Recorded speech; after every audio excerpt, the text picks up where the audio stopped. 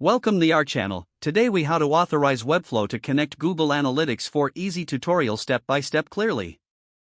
Access your Webflow dashboard by signing into your account. Select the project where you want to connect Google Analytics 4.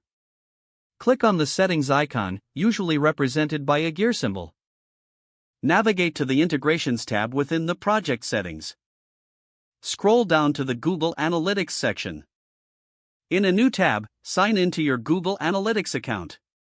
Once signed in, select the admin gear icon at the bottom left corner. In the admin panel, choose the property you wish to link. Make sure you are in the property column. Click on Data Streams and select the appropriate data stream for your website.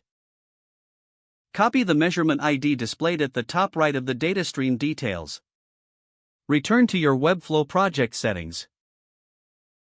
Paste the measurement ID into the designated field in the Google Analytics section. Ensure that the toggle for Enable Google Analytics is turned on.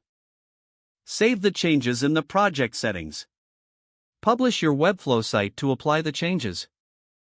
To verify the setup, open a new tab and visit your website. In Google Analytics, go to the Real-Time Report section. Check to see if your visit is being tracked in real time. If you see your visit registered, the integration is successful. You have now authorized Webflow to connect with Google Analytics 4. If the page does not load, refresh the browser or try again in a private or incognito window. Make sure you are using the correct email address, then retype it carefully to avoid small typos.